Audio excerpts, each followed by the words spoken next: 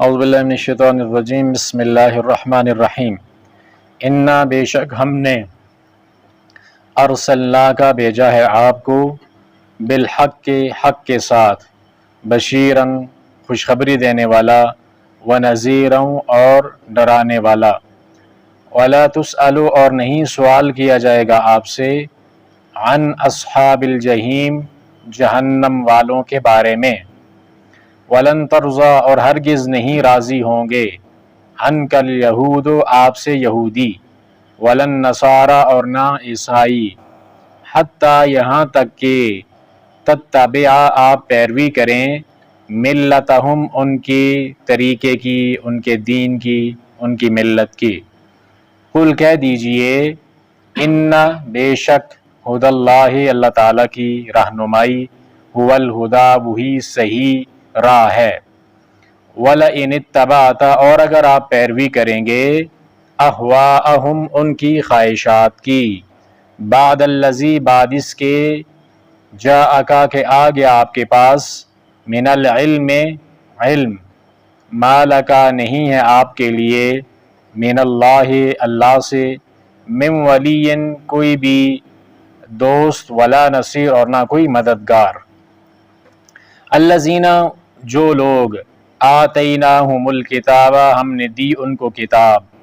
یتلونہ وہ اس کی تلاوت کرتے ہیں حق تلاوتہ جس طرح تلاوت کرنے کا حق ہے۔ اولئک یہی لوگ یؤمنون ایمان لاتے ہیں بہ اس کے ساتھ ومن یکفر اور جو کوئی کفر کرے بہ اس کے ساتھ فاولئک پس یہی لوگ ہم الخاسرون وہی نقصان اٹھانے والے ہیں، خسارہ پانے والے ہیں۔ انا ارسلناک بالحق بشیرا ونذیرا ولا تسأل عن اصحاب الجحیم بے شک ہم نے آپ کو بھیجا ہے حق کے ساتھ خوشخبری دینے والا اور ڈرانے والا، اور آپ سے جہنم والوں کے بارے میں سوال نہیں کیا جائے گا۔ یہاں پہ اللہ تعالیٰ نے رسول اللہ صلی اللہ علیہ وسلم کی بعثت کا، آپ کی رسالت کا مقصد بیان فرمایا ہے کہ آپ کو اللہ تعالیٰ نے کیوں بھیجا ہے دنیا کے اندر۔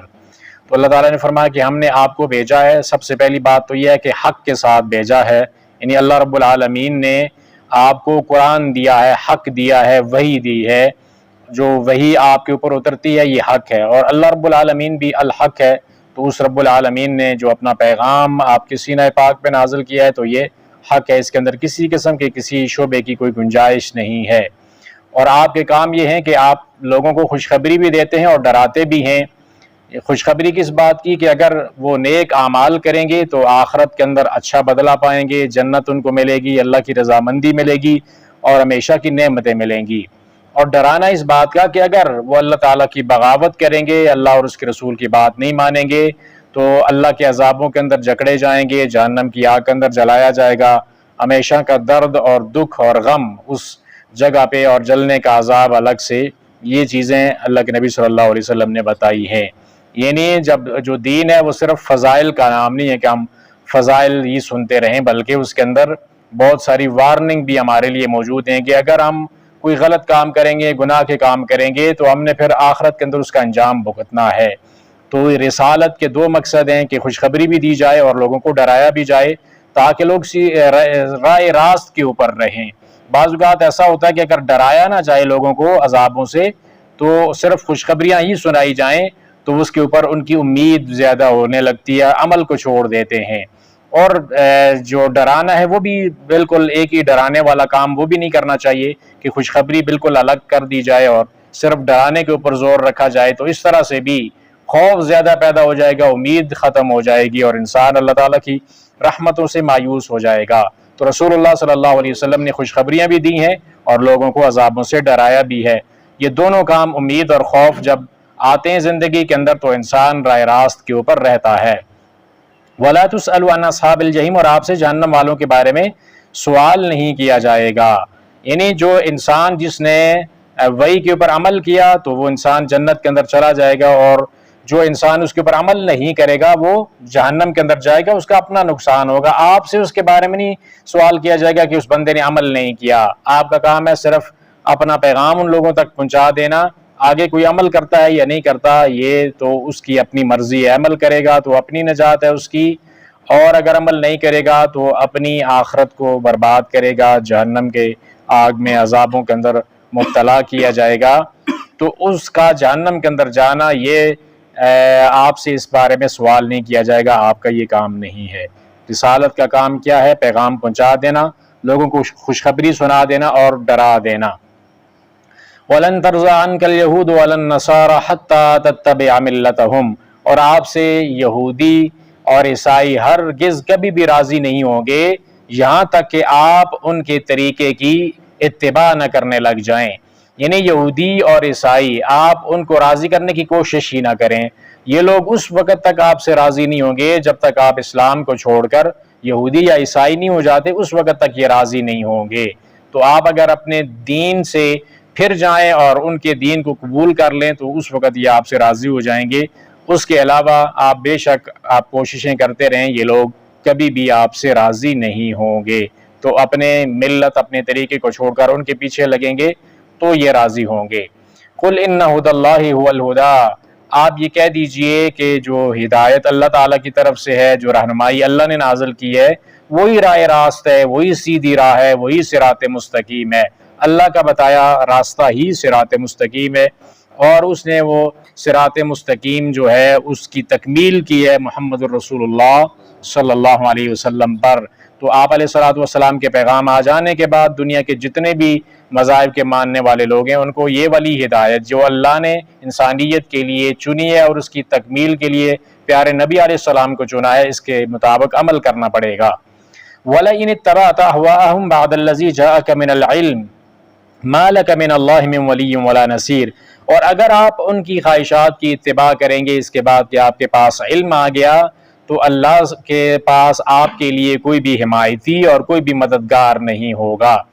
اب یہ جو بات اللہ کے نبی صلی اللہ علیہ وسلم سے کی جا رہی ہے، یہ اللہ کے نبی سے یہ والا کام ممکن نہیں ہے، کیونکہ آپ کے اوپر اللہ تعالیٰ کی وحی اتری ہے اور آپ کا جو دل تھا وہ اطمینان سے اور یقین سے بالکل پر تھا اور شک شبے والی کوئی بات نہیں تھی۔ یہاں سے امت کو سمجھانا مقصود ہے کہ آپ لوگ جو ہے یہود و نصارہ کو خوش کرنے کی غرض سے آپ ایسا کہیں نہ ہو جائے کہ آپ اپنا راستہ چھوڑ دیں اور ان کے راستے کے اوپر چلنے والے بن جائیں۔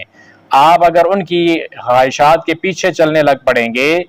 جبکہ آپ کے پاس علم آ گیا ہے، قرآن آپ کے پاس موجود ہے، اللہ کی وحی آپ کے پاس موجود ہے، آپ کو پتہ ہے کہ صراط مستقیم کون سا ہے اور اس کے تقاضے کیا ہیں، یہ سب کچھ اللہ تعالیٰ نے آپ کو بتا دیا ہے۔ اگر اس کے باوجود بھی آپ اس طرف مائل ہونا چاہیں گے تو پھر اللہ کے دربار کے اندر آپ بچ نہیں پائیں گے، نہ وہاں پہ کوئی آپ کا حمایتی ہوگا، نہ کوئی وہاں پہ مدد کرے گا۔ اللہ کے دربار کے اندر آپ سے اس بارے میں سوال ہونا ہے۔ تو آپ کا کام ہے کہ آپ رسول اللہ صلی اللہ علیہ وسلم کے اوپر اترنے والے علم یعنی قرآن اور حدیث کے اوپر عمل کرنے والے بن جائیں۔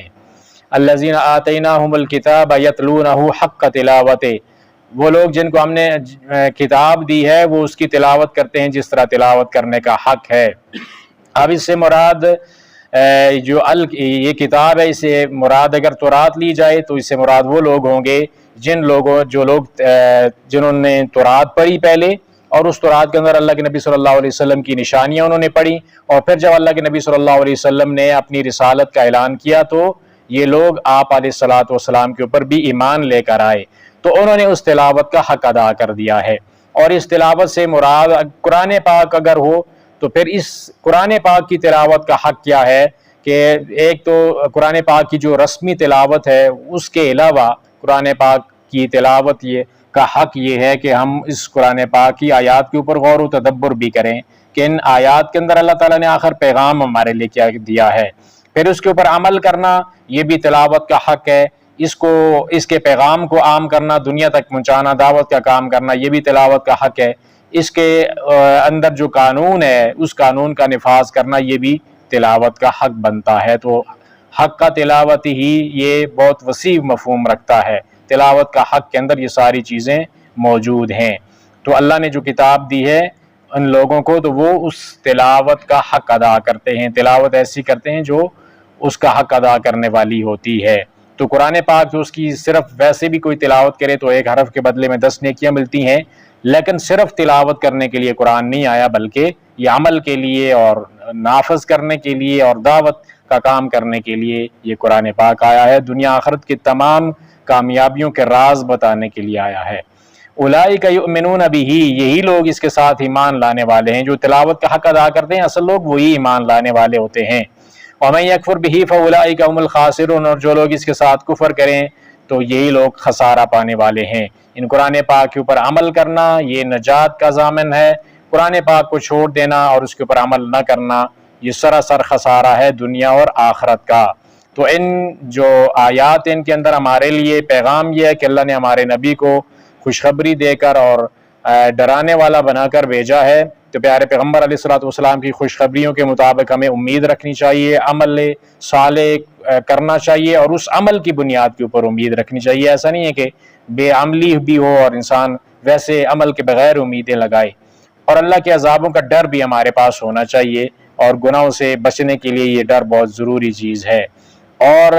جو ہے دعوت کا کام بھی ہمیں کرنا چاہیے، اور کرنے کے بعد لوگوں سے عمل کروانا یہ ہمارا کام نہیں ہے، بلکہ صرف پیغام پہنچا دینا ہمارا کام ہے۔ اور یہود و نصارہ کو راضی کرنے کی کوشش کرنی بھی نہیں ہے، یہ اس وقت تک راضی نہیں ہوں گے جب تک انسان دین اسلام چھوڑ کر ان کے پیچھے نہ لگ جائے۔ تو اگر کوئی ایسا کر دیتا ہے تو اپنی آخرت کو برباد کر دے گا، اللہ کے دربار کے اندر اس کو کوئی بچانے والا نہیں ہے۔ جو کتاب اللہ نے دی ہے اس کتاب کی تلاوت کا حق ادا کرنا چاہیے، اور اس تلاوت کا حق کیا ہے؟ اس کے ساتھ ایمان لانا، اور ایمان یہ تقاضا کرتا ہے کہ اس کے مطابق عمل کیا جائے، اس کی دعوت کو پھیلایا جائے، اس کے قانون کا نفاذ کیا جائے، اور اس کے اندر جو پیغام ہے اس پیغام کے مطابق زندگی بسر کی جائے۔ اور اگر کوئی اس کے ساتھ کفر کرے گا تو دونوں جہانوں کی ناکامی اس کا مقدر بن جائے گی۔